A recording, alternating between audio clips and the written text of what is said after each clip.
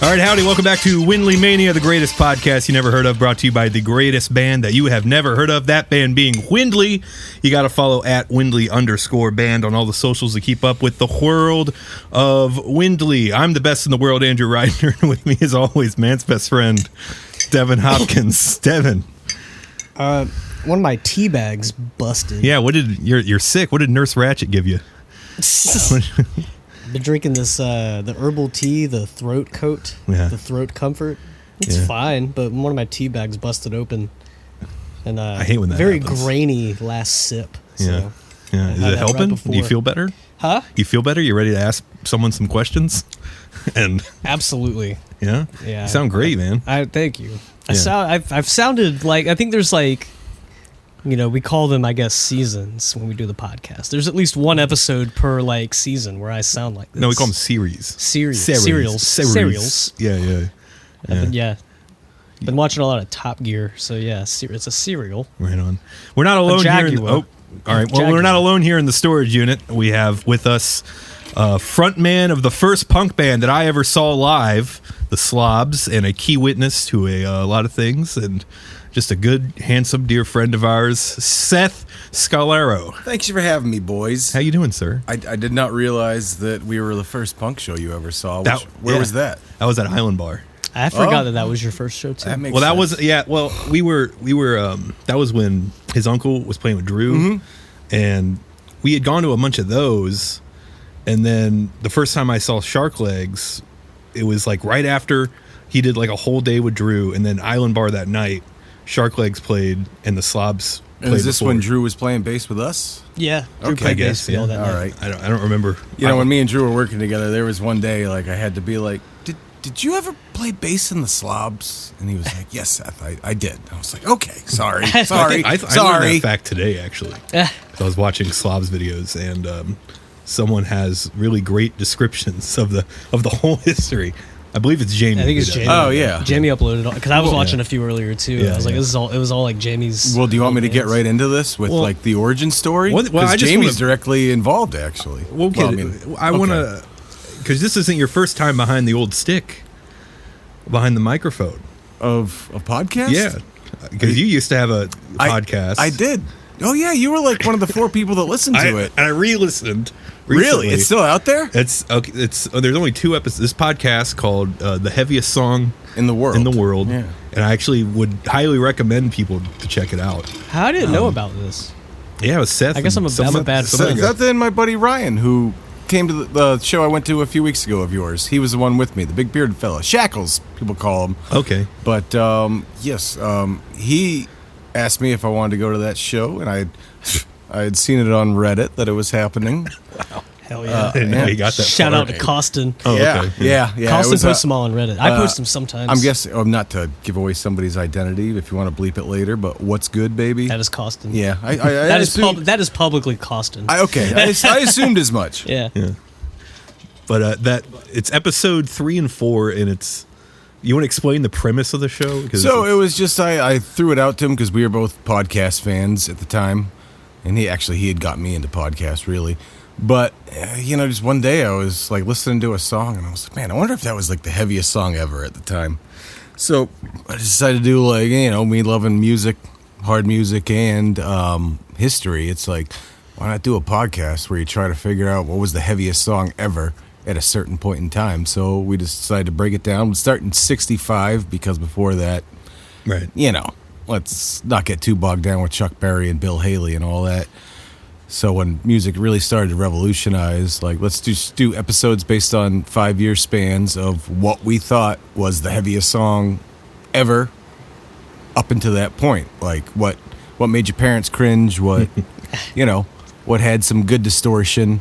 And it ended up being cool because we wouldn't tell each other beforehand what our picks were, and we both had very different ideas because Ryan's a very like sludge, doom, like Black Sabbath is his all-time favorite band, and so I think he wishes that metal never strayed from their roots. I think it all just sounded like that forever. Yeah. So but I'm more of like a thrash and punk kind of guy, so I went with that. And my idea was always, like I said before, like, what would your parents hate the most when listening to this song?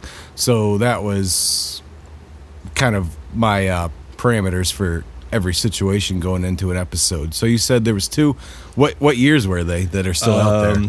75 to 79 and 80 to 84. All right, well, 70, I think those are our last 2. Because then, let's see, then we tried to do 85 to 89 one year, and we had, I don't know if you remember our friend Jeremy, a.k.a. Blackie. He was there at my house when we were recording it, and he was very drunk, and Ryan, like, said something wrong, and Jeremy kept drunkenly calling out of it till Ryan stormed out, and there was a big to-do for a few weeks. But anyway, but 75 to 79, that was the one time me and him both came up with the same song for a year. The Discharge? No. It was Dissident. You're close, because it was Dissident Aggressor by Judas Priest. Oh, okay, yeah. I forget which album it's off of, but one of those ones. But I must have listened around the time you guys were doing it, because I remember you picked Discharge, and I remember Seth telling me about that specific Discharge EP. Realities of War. Yeah, Realities of War. Yeah, because you want me to go off on a tangent here about that EP? Yeah. And it's only 4 songs, and the rest of the songs don't really carry, but like that, I think it came out in April of 1980, and I really do feel like that's one of those songs that kind of changed the face of music. I mean, there was a lot of build-up before it, but that really gave birth to, even though it's Discharge is a punk band categorically, that it kind of did a lot for metal. Because, I mean, all those early 80s thrash bands, they're always going to cite Discharge as one of their major influences. And just that song, it's like a minute 12. Yeah. And it's just bad. It's just like, it starts off with like, doom ba-doom ba-doom ba-doom ba-doom ba-doom ba-doom ba-doom.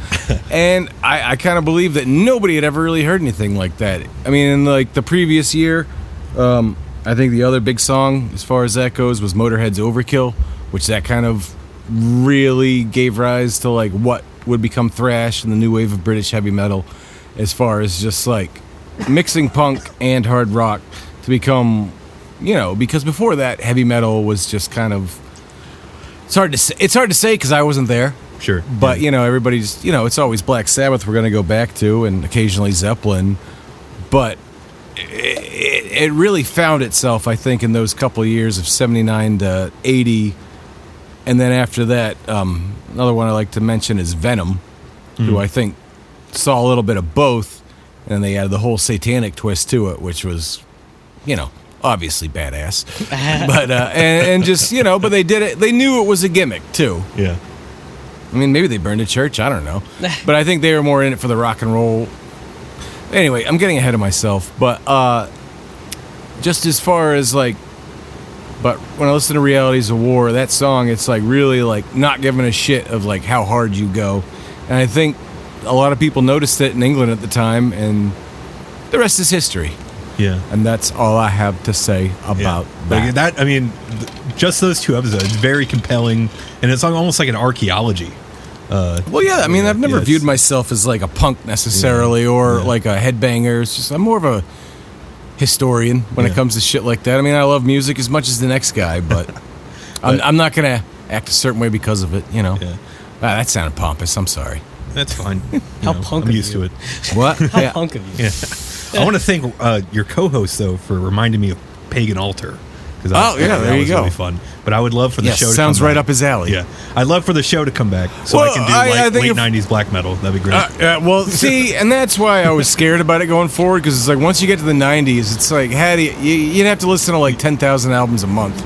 Yeah. Like I kind of thought of only maybe doing it to 95, just because it's like after that, it's like when you factor in all the other subgenres of metal or punk, it's like how do you decipher which one's the heaviest, Sure. So it was more of like, I guess, a history podcast as well as... Yeah. Should we do it by weight? Like, by weight of the band members? All right, well then, fucking Crowbar and, jeez. The Badge. Tad. Poison I'm Idea thinking win. of Tad for some reason. Tad. Remember that band Tad? I don't. Leafy Incline was their record. They were like their song, another- dig, dig, dig. Yeah. Infrared Riding Hood's a good record. Yeah. That guy was fat as shit, yeah. Yeah, he was. He was fat. Yeah. But anyways, Seth, where are you from, man? I was born in Brockton, Massachusetts. When I was 7 years old, my parents split up, and me and my mom moved to Aner, South Carolina, to live with my grandfather till she figured out what to do next. And I don't know. You more on that? I just wanted to get a small idea. That's how I got to South Carolina originally. Okay, you got here, and were you already like a music fan? Were your parents music fans? Or? Well, yeah, sure. Like in the house, we used to listen to Christian rock. Oh, right. Really? Like Steve Green, like that guy rock. Like to me, like when I was 6, like that guy. I can't ignore it anymore. It is pouring down fucking rain like crazy. Yeah, oh man, how bitter and frostbitten it is. Yeah. Or grim and frostbitten. It is. Sorry. It is raining so hard. This is the hardest. I kind of want to take a listen to what's going on. I'm going to be right back. This is. All right. So, yeah, it is insane downpour of rain. But Andrew was outside for 4 hours, and now I don't remember anything. It's still raining. So, you were. I think you were saying something about you were listening to your family. Oh yeah, the Christian rock. Yeah. But no. And then next year or so, like I guess my first real introduction to heavier music was both. I'm the youngest of 3. My brother and sister being 8 and 11 years older than me, so Metallica was really my first. I still love Metallica despite all. Now, how did they get into it? Were they, were they just typical? I mean, it was just you got to figure in the 80s it was just a lot more accessible than it is now, as far as just hard music, I guess you could say. Yeah.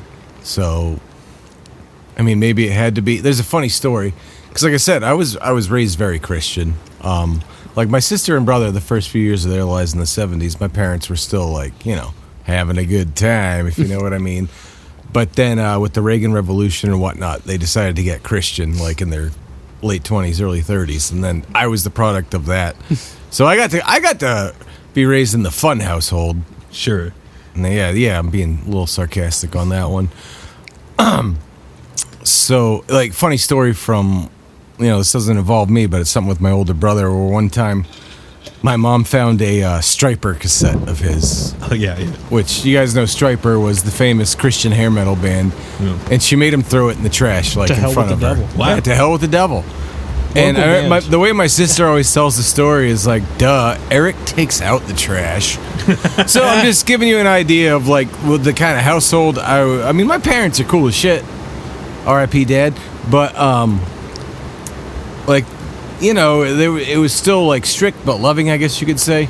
Like we weren't weird about it. It was just we were Baptist and an Italian family in Massachusetts. So yeah.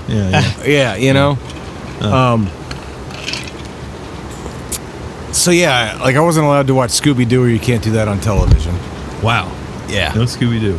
Well, I don't want to say it's... I don't want to be like, that's typical, because you eventually gravitated towards like, punk rock and sort of like this alternative set of ideas. So when was the first, like, was it just from the Metallica? Is that? Oh, not really, because I mean, I was a pretty mainstream guy, like up till middle school.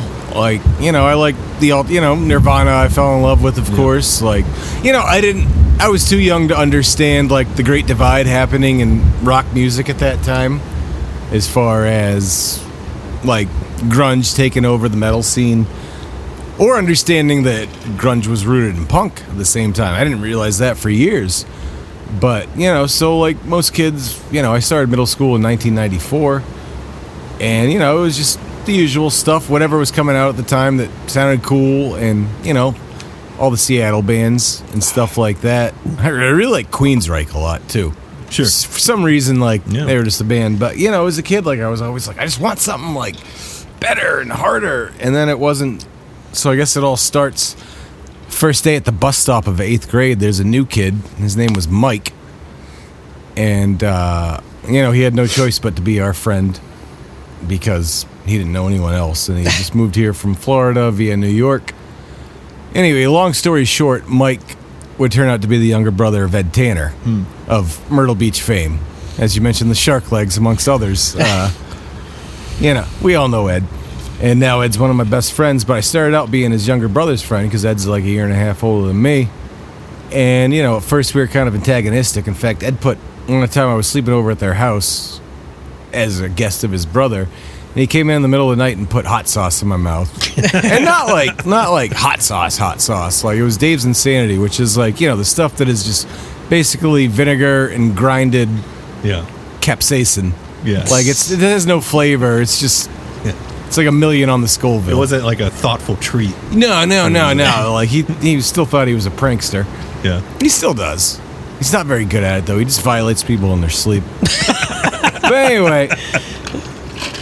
When they're actually, no, I can't even give him credit because it was actually during middle school, I think in 7th grade, I became friends with Jeff, who Jamie Deluxe's younger brother, former bass player of Dead Center. And then so I was a year above him, and then when he got to high school, when I was a sophomore and he was a freshman, then it was like they had all, the punk thing had happened, I guess. Mm-hmm. And it was like, and we reconnected, and it was like, oh, punk, that's what I should like now. And then, but at the same time, that was like, this is what I've been looking for. Like, because I had heard in passing of stuff like Sex Pistols, Ramones, and all that. Sure. And then that's when it kind of hit in, and it's like, oh, this is the life I've always wanted. And this is where I belong, yada, yada, yada. Like all incoming punks freshman year. Go on. Sorry. Well, were those group of guys already going to shows and stuff? Or? Well, yeah, it's hard to say because I don't really know, because the Myrtle Beach scene was, this is when I was first getting into it, and this is 1998. So I know there had been a few. Of course, there had been plenty of punk bands in Myrtle Beach: Frownies, Hall Monitors. I don't remember the rest. Sorry, Michael Wood. I saw that he was on your show recently, which that's awesome. You got him on. Yeah. That guy. He was the king of punk in this town. But my first one, I guess you could have said before, like a few isolated incidents at random places. Like, it was to see Dead Center at Slacker 77 in 98 for their first show. Oh, where was that? Slacker 77. That was the Christian rock bar. Okay. It turns out these days it was just all a gimmick because the owner was a cokehead who just knew he would make money that way. Yeah. I was about to ask, like, if this was a real Christian bar, like, how did these punk guys? Because you got to understand. But if it was a gimmick thing in the late '90s, like, that's when I guess they're, I can't give the official history, but punk in general kind of made its resurgence in the mid to late '90s, and Christian punk was a part of that in some scenes. So, like, Christian punk was kind of a hot ticket for a second, especially when I first got into it. Especially for me, because I hadn't completely lost my faith, given the history I just told you. It happened shortly after that, and, like, damn good, too. Like, that shit ain't ever coming back. Don't worry about that. But, so Slacker 77 was where I first saw my, I guess you could say an underground rock show, small venue, no stage, like everybody just kind of standing around. And I saw plenty of Christian ska bands there. Actually, like a lot of bands played there who would go. POD played there. Oh, yeah, okay, nice. Yeah. Because they started out as a Christian band. Yeah. Of course, I'm not accusing them of being punk by any means, but right. I just remember this one song they had. Like, my buddy got their EP or something, and they had some live tracks, and it was like, Babylon, breathe Babylon, Babylon, Babylon, breathe Babylon. And then a few years later, they felt so alive. Did I forget that? I didn't know Seth was in POD. Yeah, how'd you land See? him? He's been busy. Okay. So that being, your first show, did you have an idea of, like, what a DIY show was like? Or a little bit, but all the pieces, like, it all comes at you fast. Yeah. Because when you're 14, 15, like, you're learning a lot. Your brain's still developing, and it's at that point you're developing at an accelerated rate. Hell, just seeing the difference between middle and high school. Sure, yeah. Right. So the way you see the difference between elementary school, middle school, until you get to high school. I remember like getting into high school. I was like, these guys are adults.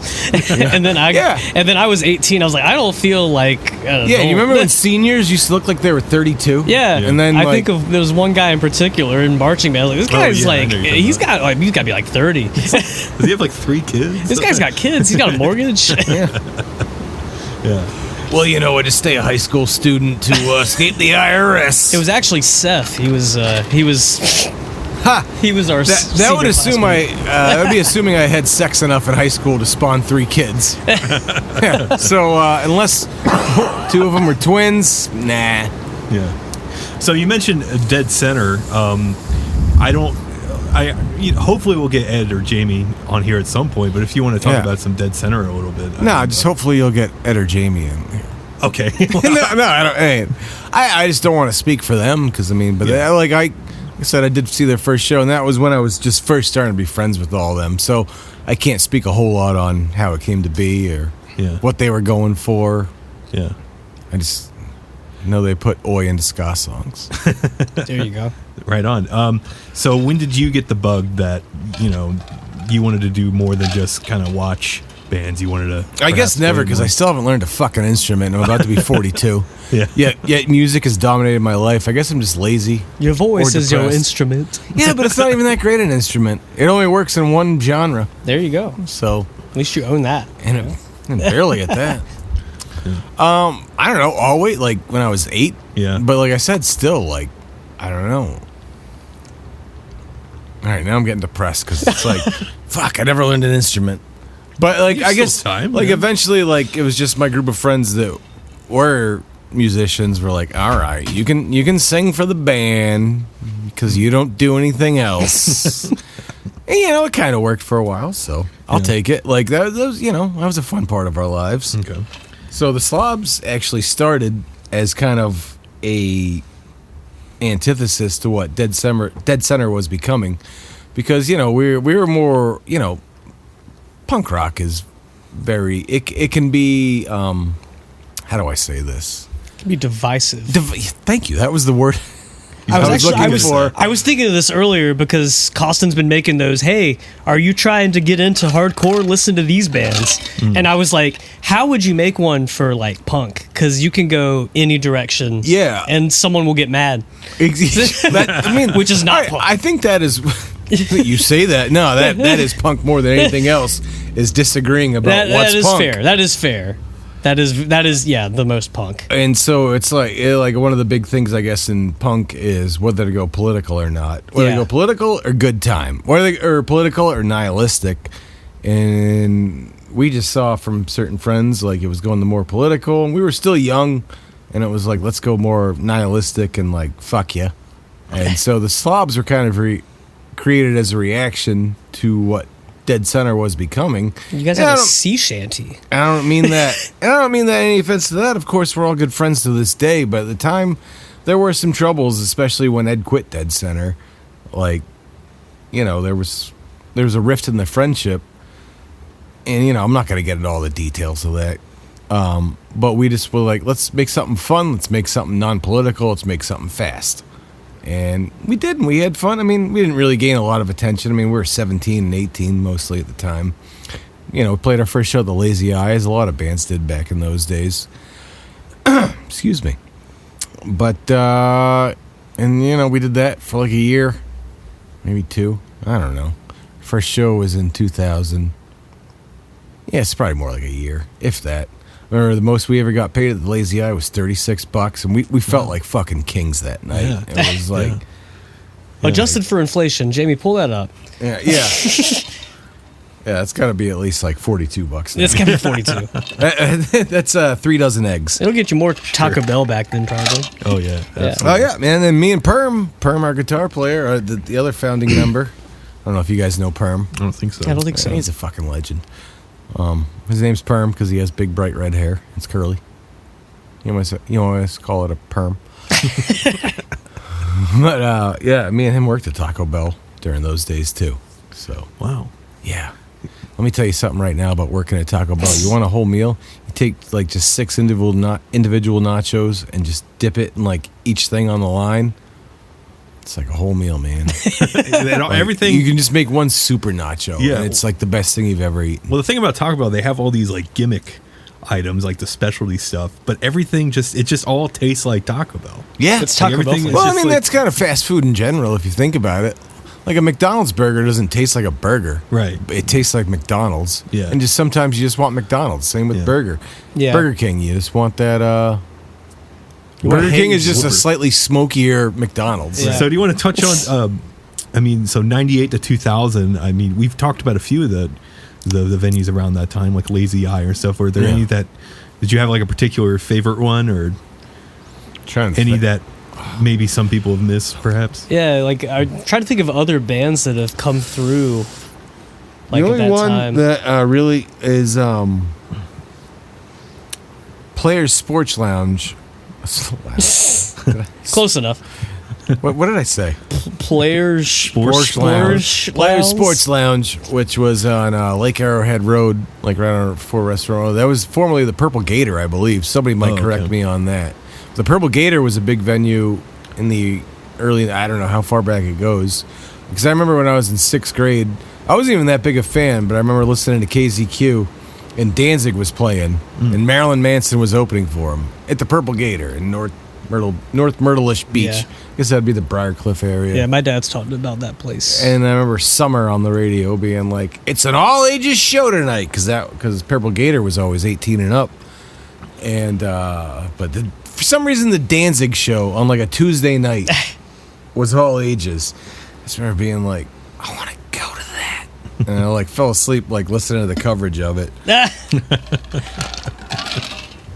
But yeah, of course. I mean, like I said, I was 11 or 12, so I don't think my mom was going to be like, "Oh, sure, Skipper, I'll drive you right up there." It's a Christian band. Yeah, really. Yeah. But other venues, shit, man. I don't know. There's been I guess we would have to go into the next phase before I can really start talking about venues. Because let me just play. Wait, Stony Cove. Stony Cove was another big one, which is now in Myrtle Beach. You know, the basketball courts where the old movie theater was. Yeah, right by the Pyramid Golf Course. Right, or it's not a pyramid. north, just slightly north of the airport. Yeah, and the Christmas Mouse. Yep, I know what you're talking about. Yeah, it's not a pyramid. It's not a pyramid. It's the Aztec. I don't even know what that building is now. I haven't driven by there in a while. But I think Stony it's still Cove, that was the first place I saw the Independents. Okay. And I remember I was like, afterwards, I was like, it felt cool because I was like, I was kind of scared because it was the first time I had seen like a horror rock band, and like they had fire. Whoa. Which, I mean, after Great White, like, maybe that wasn't the best idea in that small of a venue, but, like, I saw some shit pop, and I was like, all right, that's pretty fucking cool. And then, like, they did Blitzkrieg Bop, and, you know, Evil's all like, what? That's a bad Evil, I'm sorry. I was trying to do the high pitch, but that's why his band was slightly more successful, I guess. All right, if I don't yell it, I can do it. Let's go. All right, that's my best Evil Presley impression. Wow. But yeah, that was, I want to say that was like December of '98. Yeah. So that was a cool show. And also the Frankenstein Drag Queens from Planet 13 opened. And to this day, I'll say that band's fucking awesome. Were they a local band? No, they're from the Charlotte area, I want to believe. But their singer was Wednesday 13, who he would go on to like a solo career. Yeah. You know who? Yeah. I think I've seen that on flyers. Yeah, like he did the Monster 13. Oh yeah. Which might have started as a drag queen song, but I don't know. Listen to their first album, Night of Living Drag Queens. That is just what was it? All killer, no filler. What was that album? Night of the Living Drag Queens. Oh, I thought you said 9/11 Drag Queens. I was like, huh? Before? All right. Well, maybe edit that part out because that's going to be the name of the next Slobz album.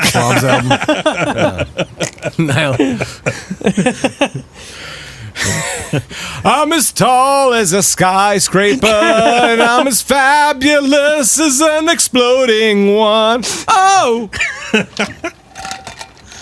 It's a hit. It's a #1 record. Yeah, I would hope so. At least on some That's charts. what we're doing after this. We're just going to lay down the whole... We can do the whole track in here. Yeah, we got the technology. We got the technology. You guys have guitars too. Yeah. And a We can do bass. it. And a bass. And Why do you only have microphones. one bass, Devin?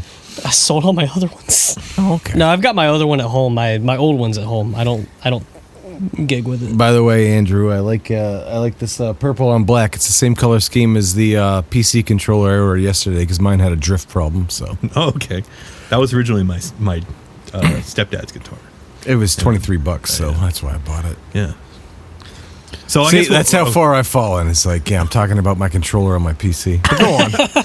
I guess we'll move ahead forward more to.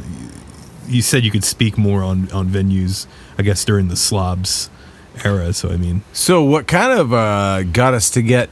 Because after that, like when we were still in high school when the Slobz first started, and then graduations and whatnot happened. Like I had moved back to Mass in November of 2001. So yeah, I always like that as like a feather in my cap is like, yeah, I flew on a plane 2 months after 9/11. Like, I wasn't afraid of anything. Costs like $10. yeah. Well, I don't know. My mom bought it, but because I had to go, it was just one of those. You need to go live with your dad for a while, and then I didn't really like it because I don't know. My stepmom's always hated me, and we were fine now. But once again, she was on. I'm not trying to get into a psychological review of myself, but I don't know. I just wasn't really happy because it was right at a point in my life where I was like finally like feeling good about my social circle with my friends and confident and whatnot. And then my mom's like, I think you need to live with your dad for a while. And I was like, fine, fuck it. And I had all these, I had good intentions, but I just wanted to come back. So within a year, I moved back to Myrtle Beach, and I was just, it was going at that time. That was more like Myrtle Beach wasn't so much like a punk scene at that point. It was more like kind of that Beach Boys scene of like, I don't know how to describe it. what year are we talking? We're talking 2001 or two right now. This might have been right before the whole hardcore. Yes. Yeah, they were kind of growing at the same time. I mean, granted, I was hanging out with older people, and by that I mean like people who were 22 instead of 20 or 19. But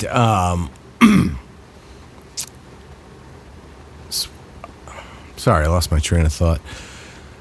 But then just, going to shows again, whether I was totally into the music or not, but I still enjoyed it because it was like musicians' music, I guess you could say. Yeah. And then just one day I said to Ed, because Ed used to, when we first started, when we were in high school, Ed was playing drums in the Slobz, even though Ed is obviously primarily a guitar player and singer. But, he kind of just did it as a favor to us. And then, I don't know, I was just at a show one night, probably at the Barrel, because there was a lot of shows that the Barrels did, because they were in the Typewriters at that time. What was the Barrel? The Barrel? It's still a bar here. It's on the it's pretty much across the street from where Stony Cove was, where I was just I see. Okay. It's like the most southerly bar in Myrtle Beach city limits. Okay. I don't get out much. So. It's fair. I mean, I don't expect you to know about bars that were going on while you were 7 either. But it used to be a happening scene, man. But I think just one night there, because the Typewriters used to play a lot of shows there, and I was just like, Ed, do you want to get the Slobz back together with you playing guitar? He's like, yeah. And then we asked Ian from the Beatles if he wanted to play drums, and then Chip, of course, was just the go-to answer for bass, and Chip was like, yeah, man, I'll do it. But and so we did, and we started practicing, and Ed wrote all these new songs, and I was really happy with it. And I tried to learn how to sing for the first time in my life, and I kind of did it, but I still sound like I had gravel in my throat, but it kind of worked for that. So our first show, and I think this was a lot too, with knowing that the Limelight was about to open. Which, do you guys know about the Limelight? Yeah. Yeah. Okay. Yeah. So yeah, I'm sure former guests have talked about the Limelight. Obviously, Michael used to do booking for that. And so yeah, I remember when the Limelight opened, it was like a weekend where the first night was going to be like indie and punk bands, and the second was going to be like metal bands. Or the other. Yeah, that was the way. So we did it, and you know what? Fuck it. We caused a lot of controversy, and I'm proud to say it. Like, we just, like, we had a choir that night, and they all had, like, these robes that had cockroaches painted on them. We all marched them in, like, right past the door guy, so none of them, like, paid to get in. We were just kind of like, you know, we didn't give a shit. And got up there, and, like, I don't know. I think we played a pretty fucking bombastic set. Like, Ed was in his underwear the whole time, but in a cowboy hat. We threw condoms at the crowd. I was spitting on people. And, like, a lot of people seemed to like it. A lot of people seemed to hate it. There's one name I won't mention, but who was, you know, more for there the second night, who I remember it pissed me off because somebody asked him how the second show went, and he was like, it was great. There wasn't a bunch of drunks there. And then that, like, set me on a lifetime rivalry. But, yeah, we were proud to be drunks. Remember Kathy yelling at Chip in the parking lot because he was just, like, bouncing a fucking bottle of Jack Daniels off his lips. She's like, you need to get out of here. And, of course, like, we had a talk afterwards. And, you know, not that I've seen her in a few years, but me and Kathy, the owner of that place, went on to be good friends. We're all cool. But it was just funny because, like, it was exactly what we wanted to do with that show. Was we made it, you know, I'd say relatively controversial and piss the right people off and entertain the right people. And everything was fun. We played there a week later after we thought we were banned for life, which that's another thing. Like, I remember, I know Phil Fox was a guest on here recently. Mm-hmm. I remember that was when he was publishing Scum, South Carolina Underground Music, the little zine he had. And he had Band of the Week in there for local bands. And I said, Phil, are we Band of the Week? And he goes, I'd say you're banned for a week. And I was like, hell yeah. And, you know, and from there on, you know, we just had to get that one show. And then, obviously, Mike, like, when they opened, like, Michael had, like, a lot of bands from out of town booked up. So we got on a slot, like, the next week with some out-of-town band. We had a good time, and we played there regularly. Other places we played were the Fat Joint.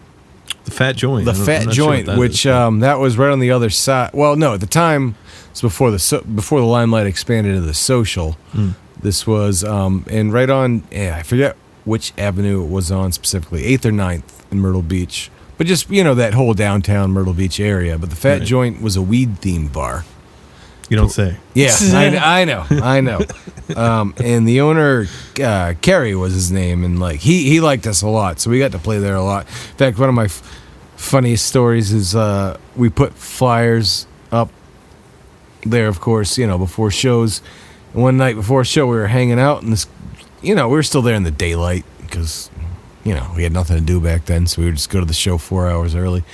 And this guy comes up to me and sees the flyer and sees that we had an umlaut over the and he's like, "This is ein Slobz."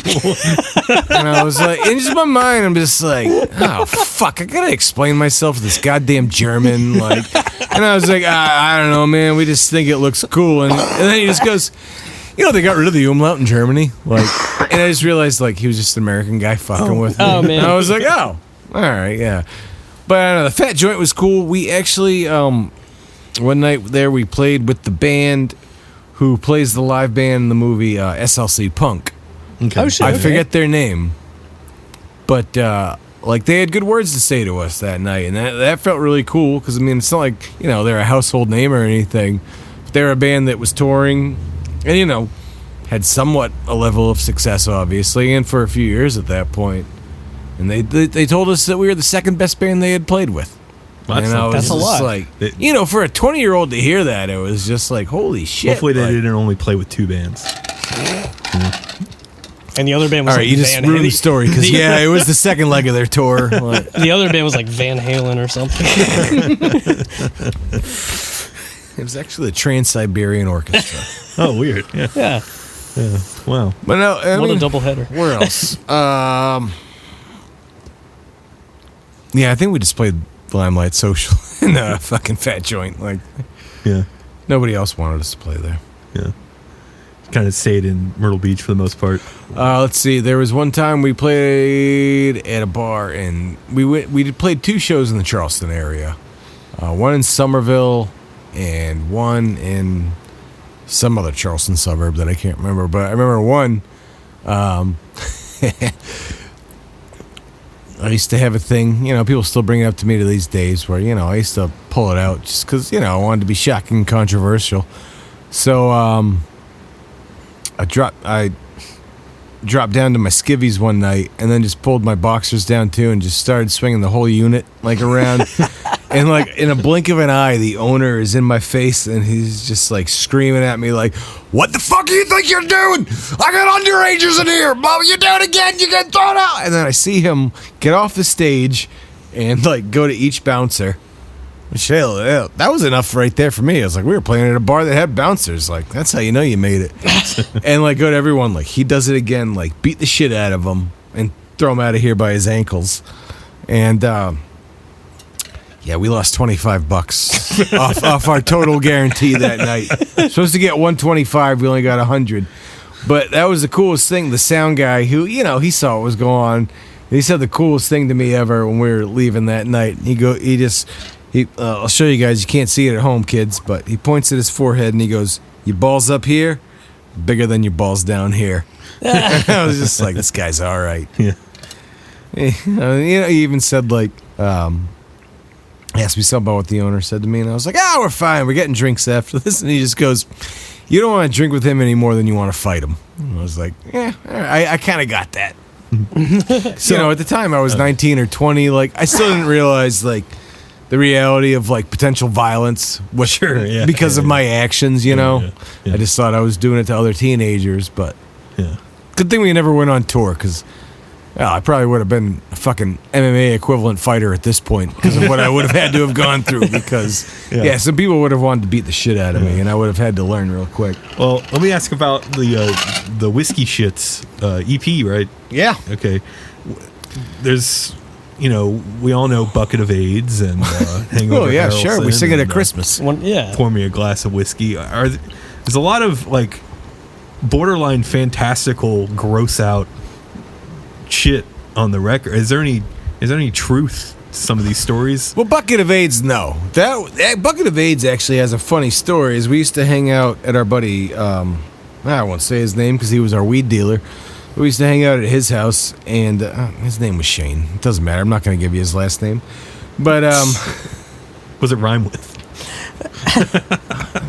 His last name was Grun of Your Isness. Oh, I see. So one night, I guess there was some his girlfriend, maybe another girl over, and Ed was just hey, we can write a song right now. And he's Seth, let's write a song real quick. And he started playing a riff, and I just kind of wrote the lyrics down, just something to be gross out and funny, and we just kind of put it together. Hangover Harrelson is about Chip, because Chip is Chip Harrelson. Mm. And it's kind of funny because it's a mixture of me and Chip's drunken antics, because it's just one story about we were hanging out at a friend's house one night. I'm not even sure if I was there that night, but Chip got really fucked up and was "Hey ladies," and went to lean on a wall that wasn't there and just kept and fell down. Another story where he was sick off being drunk, and then Ed came in to check out in the bathroom, and he was just sitting on the floor, but there was an unflushed shit in the toilet. But then it also goes back to me when Dead Center played with the Casualties in summer of 99. Fucking Casualties on Scene and Violent Society, which were that's a big show. Yeah, they played Candlelight, that was another one. They played at Candlelight, which is where Grand Strand Brewery is now, that whole complex. Gentrification town. Yeah, exactly. That whole area got gentrified. I think I know what story you're about to tell, but could I read something? Yeah. Okay. So this was the Casualties played a show. What year was this? The Candlelight Tavern. Yeah. With the Unseen and Dead Center. And there was a letter that was left. I think I saw this letter. Dear Myrtle Beach, these are Larry's. A Larry is an unfinished beer. Mm-hmm. Jake says this is a sin. Your Larrys are offensive to Trip. And your Trip? I think Trip was one of the guys in the Unseen. And you're extremely lucky Scott is in the van right now. Let this be a lesson and let it never happen again. Thanks, Casualties Unseen Violent Society. P.S. Somebody who likes to drop kick Murphys left a number 2 on the floor. Yes. P.P.S. That's funny, haha. That was me. Yeah. Yeah, I was thrown up in the toilet and shitting on the floor. You're 1 for 2. Yeah. And like everybody acted like I was such an asshole for a while, but looking back, I was like, man, that's probably probably sick. That's probably the most punk rock thing I've ever. Well, I was sick just because I drank too much. Right, yeah. I was trying to impress like older people. Like I was fucking drinking vodka out of the handle that night, and it's like I shouldn't have done that at 16 or 17. Right. But you did. But I did. Yeah. And I ended Not up everyone pooping can on say the that. floor. Yeah. Yeah. And now there's it was embarrassing for me for a while, but looking back at it, it's like, yeah, that's my fucking claim to fame. So there you go. well, yeah. So how did the story start? what's that? We were talking about the venue that is now. Oh, Candlelight. Yeah. Yeah. Yeah, Candlelight so there was That's that. where we started. Okay, yeah, I guess that's what I was getting at is like I shit on the floor. Okay, yeah. Yeah. So you knew where that was going. Yeah. Right on. And What was that like? What was that like? to shit on I the floor? remember like Perm took me home that night, and my mom had changed the locks on the door that day actually and didn't tell me, but I'd been gone all day, and so I was like fumbling with my keys, and then I was just like, I'll just lay here on my carport, and he's like, no, and so he took me to his house, and like he like their hallway had all these family pictures, and I was just kind of bouncing off each wall. Like on my way to the bathroom to throw up yet again. Then his dad came in and was like, what's going on? He's like, Seth had some bad Chinese food. And he's like, oh, okay. He went to bed. But, yeah. I don't want to, if I'm moving too fast away from the slobs, you can tell me. I don't care. Okay, well, there was another project you were in, Expose the Ghost. Yeah. Which I couldn't really find anything outside of one flyer. We never really recorded any. We recorded one song to completion. Uh-huh. All over her face. But no, yeah, that was a brief thing. That was with, let's see, John Cornell of Jerk and Destroy fame, and West Side Burger Mafia, who the Slobz in high school, they were like a sister band to us, or rival, however you want to put it. And let's see, Steve and Chris and Matty J. Oh yeah, Matty J. Yeah. But that was more of like a thrash crossover band, which I don't know. We never really found our stride. I think I kind of lost the ability to sing at that point too. I kind of embarrassed us a few times, but it was fun. It was just, I don't know. That one was a weird one. It was and it wasn't. We had somewhat of a following, but not really. But that was during the more of the Crazy J's. The basement. Yeah, the basement at Crazy J's, and also across the street at Drink. Right. Which those were like the hot spots during that period, which would have been like 2008, 2009, 2010. Trying to think of it. There's really no wild stories from that era. Yeah. We just kind of played shows, then left like in separate cars at that point. Yeah. Argued over who was going to move the equipment. Yeah. But no, it was fun. Like Steve and Chris were both great composers. I had a lot of fun writing lyrics to those songs because I tried to, like the theme of it, I tried to make it like kind of a science fiction, comic book, like adventure band. Yeah. So I did what I could with it. But, of course, with me, I was like, let me throw a drinking song in here. Because Expose the Ghost was, I believe, originated by a guy back in the crew. Which crew it was, because we had so many concentric circle of friendship circles. Wow, that was repetitive. I'm sorry I said that. Stewie Nuisance was his name, who originated the phrase Expose the Ghost, which is kind of like a British rhyming scheme thing, which it's like, here's a toast. But expose the ghost is what you say before you do a shot or just have your first drink. And so they decided to make that name of the band. And I came into it last. I kind of had to try out. And I think it was kind of like, they weren't really that impressed, but they were like, well, nobody else is going to want to sing for us, really.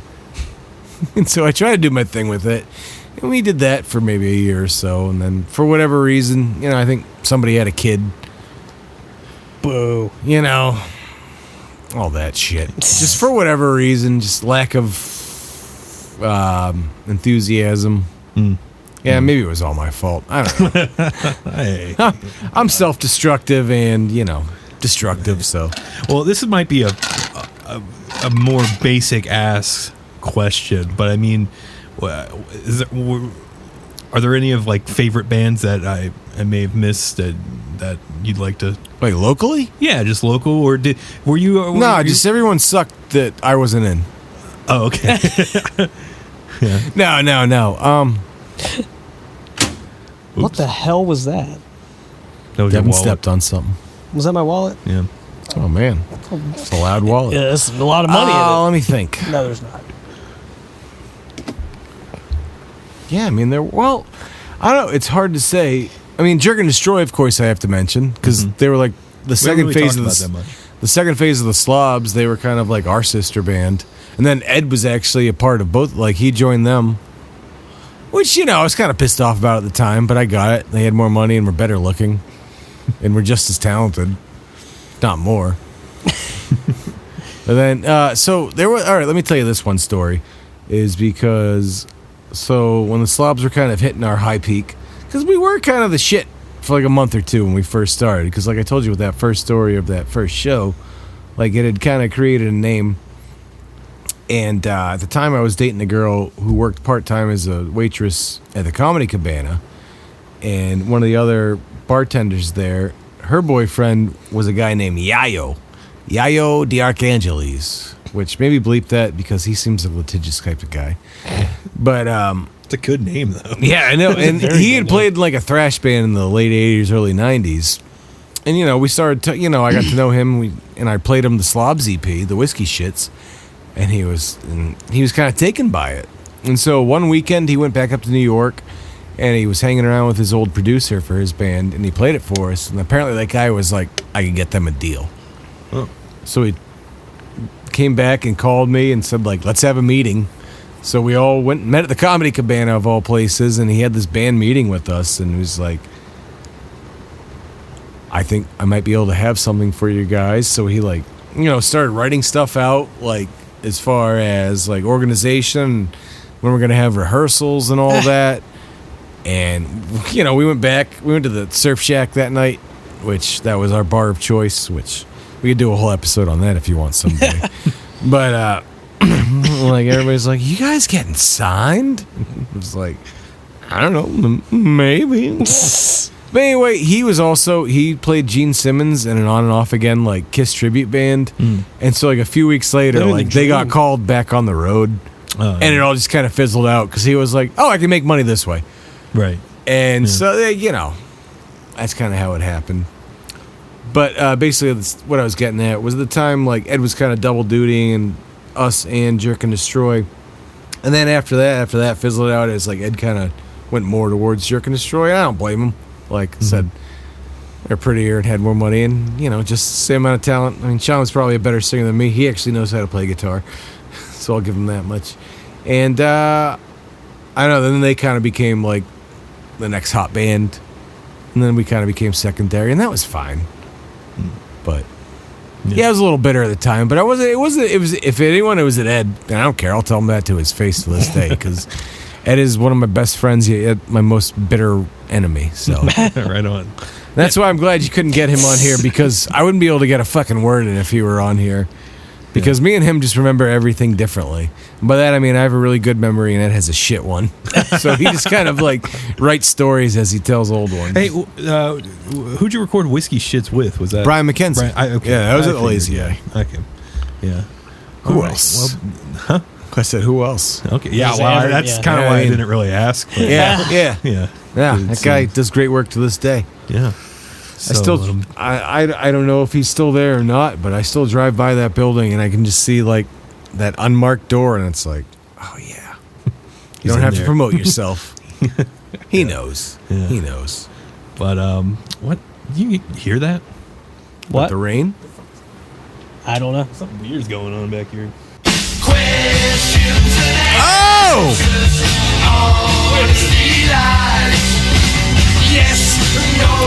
I brought these things for you guys.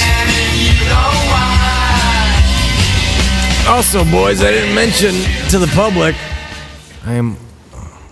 turn that off. I'm also a trivia host of some renown for the past 15 to 20 years. We're going to do some trivia with Seth. We're going to do some trivia. Oh, man. It's a trivia. I'm going to have a fun time editing that because that was a mess, but we figured it out. And yes, questions and answers. Yeah, that was my old theme song for trivia he just played. Wait, did you change it? Was it now? Yeah. Nothing. I don't know. Trivia time. You get lazy after a while, kid. So I wrote you guys some questions. So we're going to play a little round of trivia. Andy versus Devi. Oh, wow. All right. And in honor of tomorrow, I made them all St. Patrick's Day themed.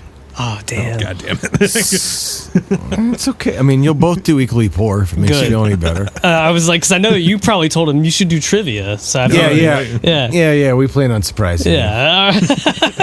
So did you have these already, or did you buy I went and these? bought them at Walmart. They were $2. They were $2. So what we're gonna do is our format is we're gonna do 2 rounds of 5 questions. Just correct answers will be worth 1 point apiece. Okay. There'll be a bonus at halftime and a bonus at the end. Okay. And I didn't bring a piece of paper, so you guys got to keep score on your own. Okay. Let's just say both rounds, correct answer will be worth 1 point. So all right. Just do the 4 notches and a swatch. If you will. All right, we ready? Yeah. Yes. All right, our first category is going to be in music. Oh, okay. Figured that was fitting. Which of the following 2 punk bands hail from Northern Ireland? So I'm going to give you 4. You tell me which 2 are from Northern Ireland. The Angelic Upstarts, Stiff Little Fingers, the Buzzcocks, and the Undertones. Oh wait, go ahead. Here I have my own how do you say?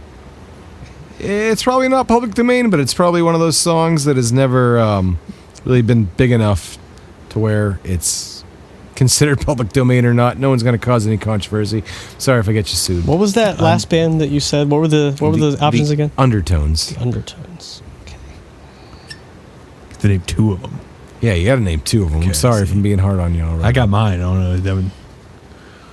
I'm taking shots in the dark. Well, it's not all going to be easy. Yeah. All right. Which one of the following 2 punk bands hail from Northern Ireland? Let's see your answers, boys. All right. We got Devin with the Angelic Upstarts and the Undertones. And Andy with the same answer. Both of you are at 50%. There was Stiff Little Fingers and the Undertones. Okay. Oh, okay. I like second guess myself because I was like, that sound. Yeah. Okay. I put Angelic Upstarts in there because it just sounds really Irish. Where are they from? They're just from England. I want to say Sheffield. Oh, okay. Wait, no. It doesn't matter. Stiff Look it fingers. up, kids. So that's half a point? That's no points. No Don't points. you No dare points. mark anything. 0. I can't do half of a tally? No, you can't. Put it this way. Can I add like? Can I add like a customer at the restaurants that you do trivia at and be an asshole? I'd ask that you don't. Okay. But yeah, go ahead. Lay it on me, I didn't bub. know if you wanted the real experience. Let me tell you. Speaking of trivia, forgive me for saying this if this isn't a realm you want to delve into, but anytime there's a player on a trivia team, the ones I do, and they have a We the People American flag tattoo, they usually bomb at American history. I bet. But anyway, in movies, in The Departed, which of the following characters is still alive at the end of the movie? Charlie Queenan, Sean Dignam, Timothy Delahunt, or Patrick Fitzgibbons? 30 seconds.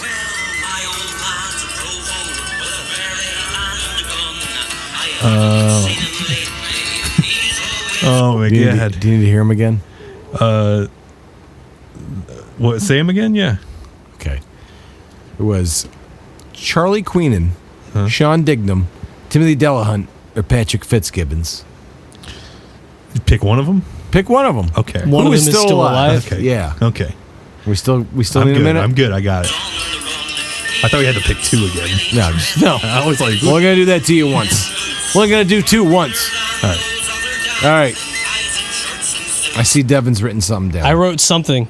Yeah, I definitely wrote one of those names. All right. Who's still alive at the end of Departed? That would be Sean Dignam. Oh, he wrote Mark Wahlberg. I'll give you that. That's all right. Yeah, I forgot his name. I just wrote Patrick. But you knew. Wait, no, he spelled it wrong. It's just, I won't put any points if the trivia master says not to put any points.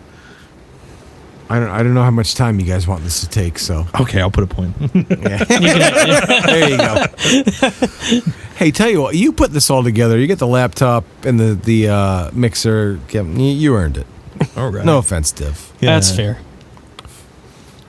No offense, Dev, but you're the bass player. You're right. I do that. All right. U.S. cities is our next category. That's going to be in 1962. What U.S. city became the first to dye its local river green for the St. Patrick's Day Parade?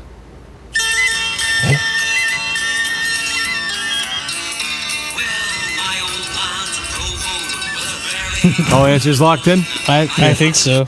All right. In 1962, what U.S. city became the first to dye its local river green for the St. Patrick's Day Parade? All right, let me do it right this time. Show your answers, boys. All right, both of you put Chicago. Both of you are correct. All right. All right. A tradition that continues to this day. It helps that I saw that earlier today. Like I said, some of these maybe it'll help that way because of, what's going on. All right. In cities of the world, what Irish city What Irish city shares its name with a type of poem? What Irish city shares its name with a type of poem? Poem? Poem! Like a Poem. poem? Yeah. P-O-E-M. Like Robert Frost? Yes. All right. Okay. Yeah. Yeah, I don't know if he did Leaves of Grass, but... I don't know this one. I got it, dude. I like how it's also, when this comes out, it's going to be like 2 or 3 weeks after, like, St. Patrick's Day. Well, they'll get it. I got it. I'm good. Deb, you in? You locked in? Yeah. All right. What Irish city shares its name? The type of poem? Let's see, boys. We got Limerick and Pass. Oh, it's actually Pass County, Ireland. No, it was Limerick. Oh, really? Yeah. I couldn't think of any Irish city other than Dublin. 3 points. Yeah. You got 3? Oh, yeah, you do. Yeah. Dude, I'm doing great, man. Yeah. You're 3 for 4. All right, the Olympics is your next category. All right, don't overthink this one. Think about Drunken Irishman. Of the 15 gold medals won by the Republic of Ireland at the Summer Olympic Games, the most won in any single event have been 4 in swimming, 4 in athletics, and 4 in what other one-on-one event? For Ireland. Okay.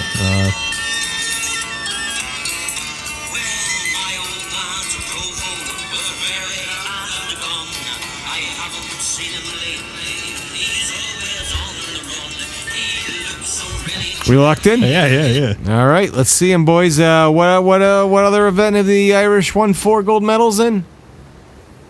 No. Devin put fencing. Andy put track, which I'm sorry is included in athletics. I just learned that I didn't know as a that. blanket term today, but no, it was boxing. Oh, The Irish love to fight. Yeah, You had the music fighting, playing. I even have a Fighting Irish shirt on right now. Yeah, you do. Yeah. Whoops.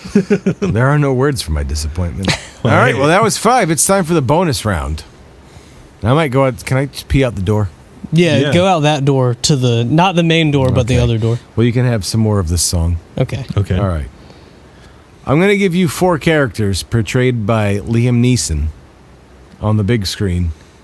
You tell me the movie. Okay. And I'll go ahead and tell you. There's multiple answers for all of them if you want to get technical. Well, no, on the big screen, maybe not one.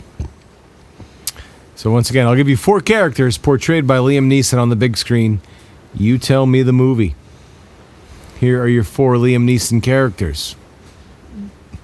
Brian Mills. You might want to write these down. Oh, yeah. Because I'm going to go pee. Okay. Brian spelled with a Y if that changes. Oh, shit. Yeah, I know. You're going to get it God wrong damn now. it. Aslan. A-S-L-A-N. Aslan, Gotcha. Henry or Henri Ducard. It's spelled with Henry spelled with an I, so I always assume that's Henri, but maybe not. Henry Ducard, Ducard. We got Brian Mills, Aslan, Henry Ducard, and then finally Qui-Gon Jinn. Okay, good. I'm not going to spell that one for you. Wrath of Khan. Khan!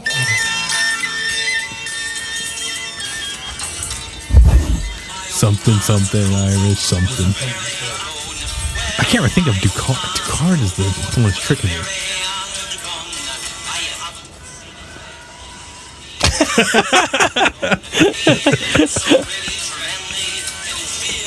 I got mine. I got mine.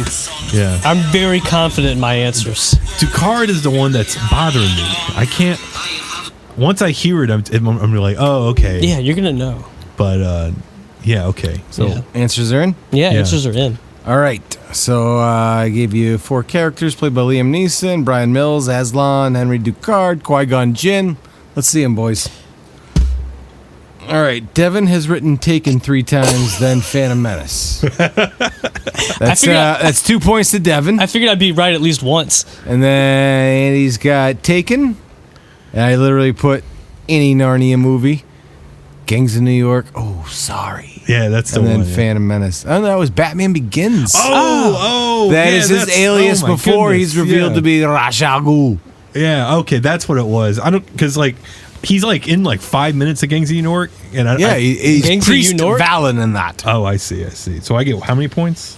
You get 3. And I still And you get two. Wow, So, all right, after a half, what are we up to, boys? I've got 3. You I've got 3 I've got points. 6 points. Oh, man, this is still anyone's game. Your ass is mine, and I'm All right, going to mow it. Round 2, still 1 point apiece, because who gives a shit? I'm waiting on my pretzels. Can we wait on my pretzels, please?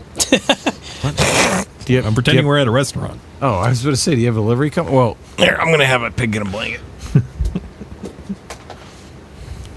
I'm actually waiting. I'm actually looking at my answers so I can win. So I can win the gift card to pay for my meal. I remember one night. Oh, there was shit, I forgot the gift cards. I remember there was a. Tell you what, winner tonight gets a free Winley shirt. I don't. I got 100 Yeah. of them in the box over there. Yeah, so, well, I guess both of you will get a free Winley shirt. I guess that works out. You paid for it at some point in the past. Well, yeah. I guess you're right. Yeah, what was I supposed to do? Bring prizes?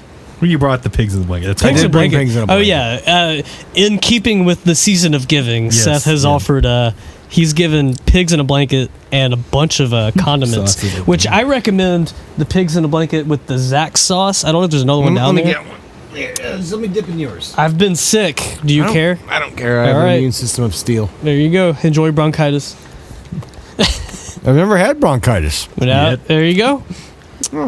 That's all right. All right. Go on. Yeah. In movies. In the 5th installment of the series, 2000's Leprechaun 5, In the Hood, what rapper / actor plays the role of local pimp Mac Daddy? Do you need to hear it one more time? No, I've Okay. just never. What year? Was there a specific year? I said 2000s. That's like. That's 10 like years. that was. 25 I'm sorry, years. that was a possessive. 2000s. Like, Oh, I see. I see. you know, I see. the way I wrote it, I was like, 2000. that's going to be confusing. And his name later. was what?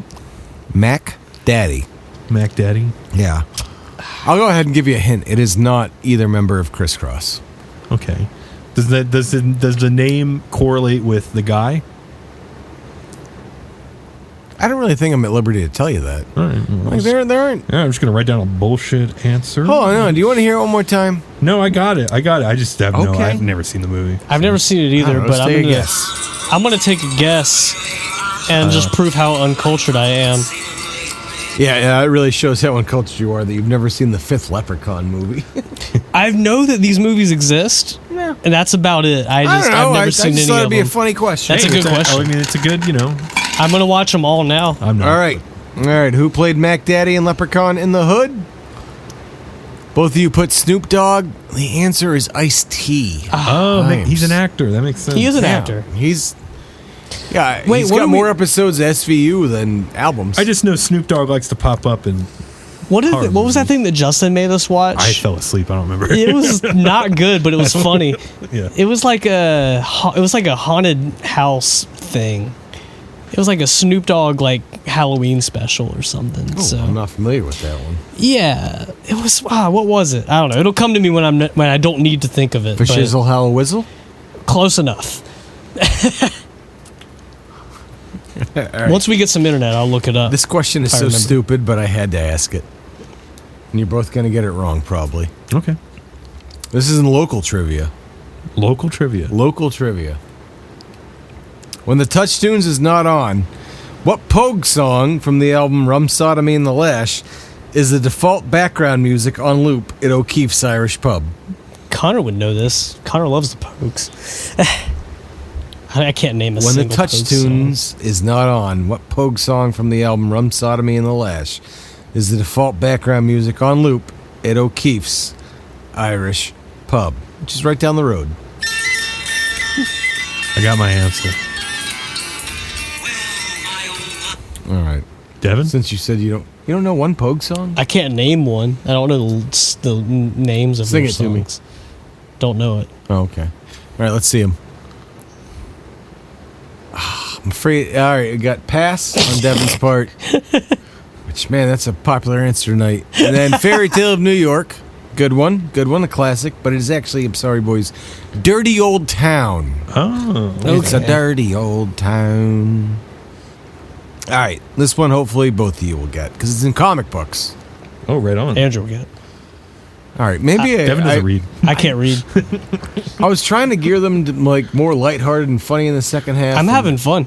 All right, that's all that matters. Yeah. But I kind of was like, I'm learning. Maybe Andrew's going to know these better than Devin. I'm learning. He's smarter than me. Yeah. I'm learning a lot. I didn't say it. Neither did I. Yeah, he is smarter than me. I'm pretty stupid. All right. But context clues are context clues. What Marvel anti-hero faced the IRA in a 2004 six-issue story arc titled Kitchen Irish, written by Northern Irishman Garth Ennis? What Marvel anti-hero faced the IRA in a 2004 six-issue story arc titled Kitchen Irish, written by Northern Irishman Garth Ennis? Who's the artist? Is that really a make or break for this one? You know who the artist was? I can look it up if you want me to. No, it's okay. Garth Ennis 2004. Oh man, this is a weak spot because I usually read stuff from the 70s and 80s and then like not anything. So in 20 years you might know the answer. Yeah. I hear you. Yeah. I know exactly what you're saying actually. Let's see. Anti-hero kitchen sink or Irish kitchen. What is it? Kitchen Irish. Kitchen Irish. Kitchen Nightmares. It's Gordon Ramsay's the Kitchen answer. Irish. Anti-hero. Okay, let me ask you something. Was this guy on a team or is this a solo guy usually? I just said Marvel anti-hero. Oh my god. All right. Well, I'll just write down. If you think about it like that, you have like 3 to pick from.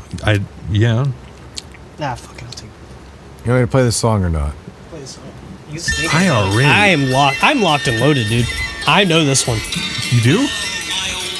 What is it? You're nervous, aren't you? Let me just write.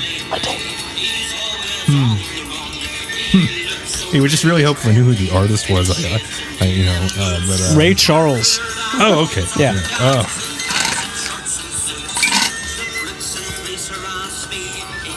Kitchen Bad Irish. Yeah. Is that a hint? What? Yeah, it's a hit. No, he just said Ray Charles. So Now, Kitchen is making me, but he's not necessarily an anti-hero. I'm thinking of like Hell's Kitchen and stuff. But, if it helps, yeah. Oh, you know what? No, it's not Daredevil. Oh, okay. I'll just write down this guy. I don't fucking know. I really fucking have no idea. I'll go read it when I get home. I'm writing my last name on Marvel Unlimited. All right, I'm good. You know what? This run isn't on Marvel Unlimited. Well, what the hell? And I pay $10 a month for it as well, and it pisses me off. Yeah. Yeah. But anyway, all right, so who faced the IRA in the story arc? Kitchen Irish, let's see them, boys. I have no idea. Deadpool and Ghost Rider. Oh, God damn it, boys.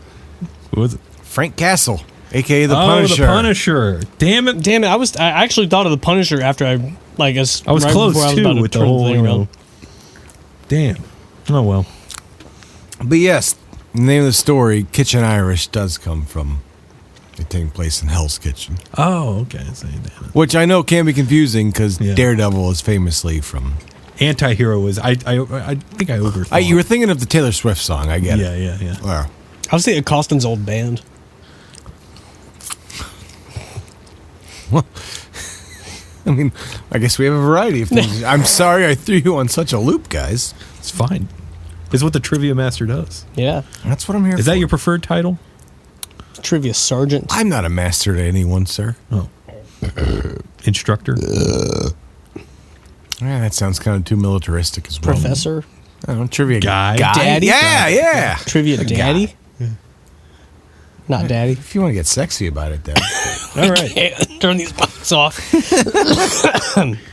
Turn the paywall episode on. I did bring a Diddy's worth of baby oil with me in my little knapsack, too. So, all right, It's and a big TV. knapsack. Here we go. Hopefully both of you can get this one. If not, maybe we're not friends anymore. But it's MTV? okay, because till a few weeks ago, I hadn't seen you guys in like 4 weeks anyway, or 4 more years anyway. So, no, just TV. Oh, I thought you said MTV. I was like, No, just television. okay. ETV? Coming attractions. Yes. Great show. Talk Soup, hosted by the Skunk Patch, John Henson.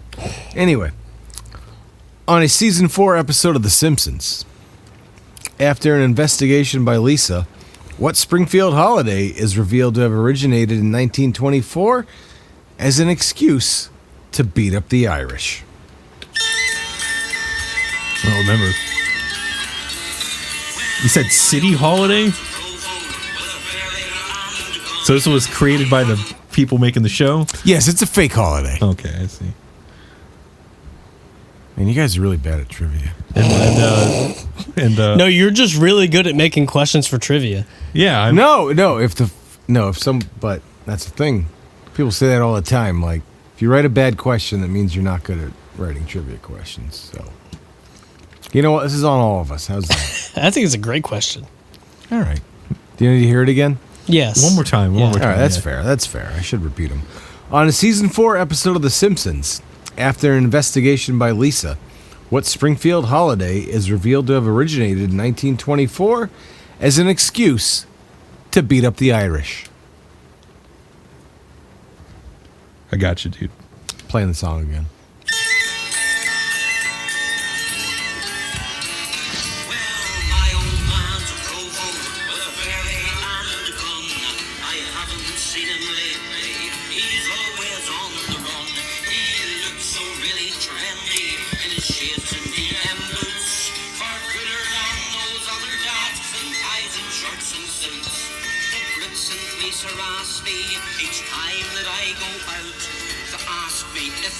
I got you. All right. I'm good. All right. What Springfield holiday was originally devised as an excuse to beat up the Irish in 1924? Let's see them, boys. We got what Andrew said and the best damn pet shop in town. Either one of those are holidays. No, it was Whacking Day. Whacking Day. Oh. Remember that episode? I don't. Hardly. No. I just assumed you guys were Simpsons fans. Oh, I've yeah. watched The Simpsons. I can't. I was trying to think of an Alf question, but Yeah, you got to hit us with Alf. I know. Yeah, because we're 27. We know Alf. Alf. Yeah, Buttercream exactly. Gang. You know. Yeah. What was I thinking? That show from 4 years That show before The from Simpsons. that show from the 90s. You think we know that? All right, well, we got one regular question left. Green Acres. Well, see, that would have worked for a St. Patrick's Day Yeah, question see. because it's Green Acres. Yeah. What was the name of the pig? Little fella. You said that like you Little knew fella. Green actor. No, it's not. It's Arnold, I think, actually. Yeah, Arnold, the little fella. You're an asshole and a liar. What's the next? Well, Finally, someone brave enough to say what's it the on next air. question? I'm sorry, did it get too much for you? All right, in movies, this is your last regular round question before your final bonus question, which is going to be worth 5 points, by the way. Oh. All right. In the 1992 thriller The Crying Game, protagonist and IRA soldier Fergus is shocked to learn what in a now famous scene? Oh, I got you, dude. Andy's already writing it down before I even give the options. This is a multiple Oh, we have choice. options? Oh, Yeah. okay. Well, sorry. Is it that his commanding officer is an English spy, his mother was English, or his love interest is actually a man? The 1992 thriller The Crying Game. Protagonist and IRA soldier Fergus is shocked to learn what in a now famous scene?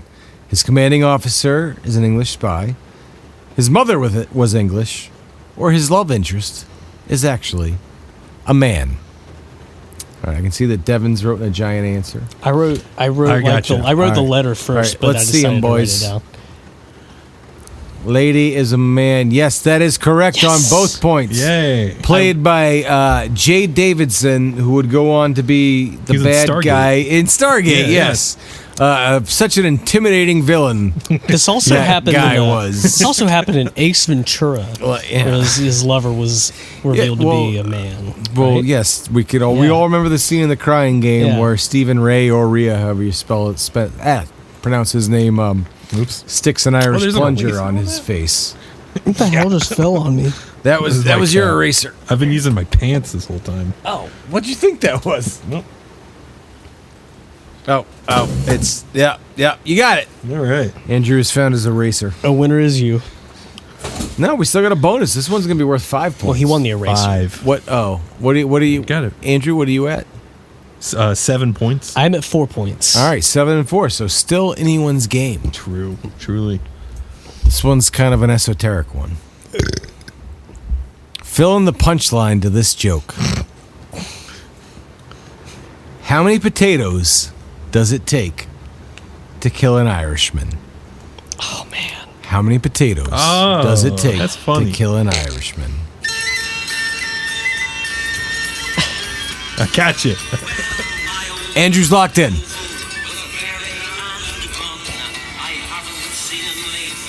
I'm sad. Can't think of it.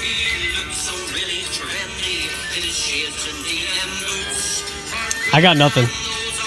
All right, Devin says he has nothing. I got nothing. Well, let me see you actually physically Okay. write nothing. No, not really. Just My famous Andy? My famous last word. yes. What is None is the answer. How many potatoes does it take to kill an Irishman? None. None. That is a joke. That's an Irish potato famine joke. Because a lot of them dead. starved to 1, death. 2, 3. God damn it! Learn your 4, history, Dev. 5. Yeah. So Oh, you have there you what, go. you 12 have 12? points. Yeah. 12 to 4. 12 to 4. Wow. Andrew wins. Wow, very nice. There you go. Well, that was fun. Frontline 1, rhythm section 0. Maybe next time we'll do Andrew and Connor. I mean, not Dev. I'm going. Garrett. Oh, That's he what I dumb meant to too. Yeah, good point. That's why he lifts rocks for a living. Well, that was very nice. Look how That was strong fun. I am. I'm I learned so a happy lot. to play trivia Well- with Seth again after all these years. Yeah, well, I mean, thank you for suggesting it. Yeah. All right. Well, I mean, Is there anything You're else gonna, you want to touch you're gonna on? kill It's been the a- people. What are we at at? the- We at like 2 hours now? hour and a half. Okay, and some well, change, but we'll call this an epic episode. yeah, I think we covered pretty. Is there anything else I forgot? I don't think so. Well, thank you so much, Seth, for hanging out. Hey, thank you for Tell having me. your I had a stories. blast.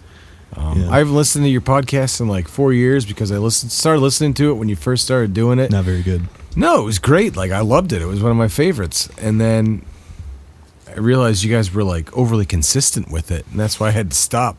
So I was like, holy shit, there's a new one again? Like, I just listened to the last Tuesdays. one. So I got to give you guys credit to that. And just like, if I could have a moment to say, like, with Winley, I watched you guys grow as a band, like in the kitchen of Mellow Mushroom, where obviously the three of you had a history and a tightness.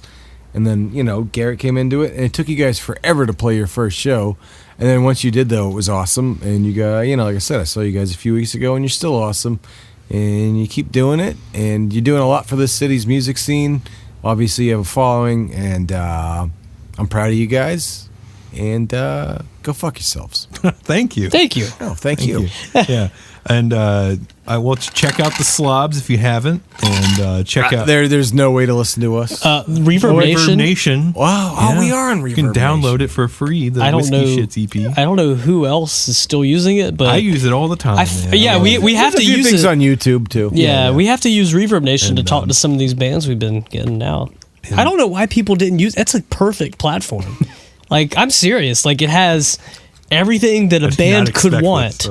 Everything that a band could want out of a social media platform. Obviously, Reverb Devin Nation is has. a paid shill for Reverb Nation with like If the you $5 use my they have code, left. Wait a if you minute. use my code, You have a big R and a star next to it that's on your chest. that's Yeah. not Branded. important. That is something else. That means something else. That means See what it is, guys. If that you means start really a Reverb cool. Nation account, and then you get 5 other bands to start a Reverb Nation account, You got and six each of them bands. Yeah. gets 5 bands to start a Reverb Nation account. I get you $10. start making the money. Yeah, I get. It's and not then- a pyramid scheme. Yeah, I get $20, and then you guys get an email that says thanks for your support.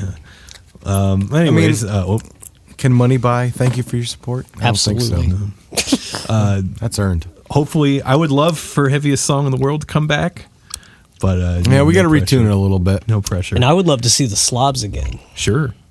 Well, where were you in September of last year? I was No, at 2 the years show. ago. I was at the show. I was at that show. Yeah. Oh, okay. Well, Wait, the one in All right. one at Brick House? yeah, all right. Good answer. Yeah, I was at Man, that. I was front row screaming bucket of AIDS. Fair enough. With All right. you. I'm sorry. That's Yeah, I got a picture with you. I had that to get night. historically drunk for that show just because Yeah. to go with it. But funny little slob side story of just fitting this is like that night I actually was taking a shit when they started playing. That's why I had to run up on stage. And I developed the biggest hemorrhoid of my life that year. And the last 2 hours of that night were agony for me. In fact, like next week was agony for me because it was like the size of a dime, like in circumference.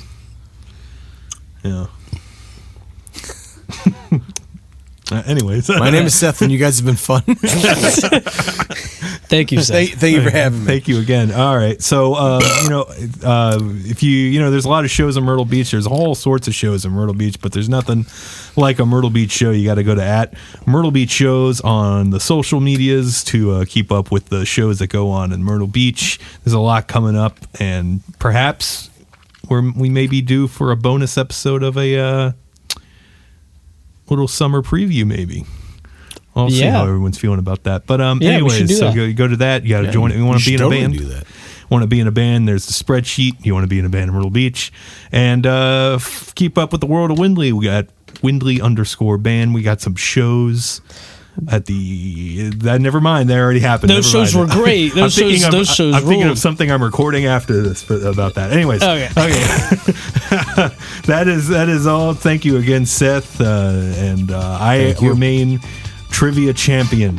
Let that be known that I am very smart. I did win one of our Jeopardy yeah, episodes. I don't care. Two all right, two well, of our Jeopardy goodbye. episodes. Goodbye.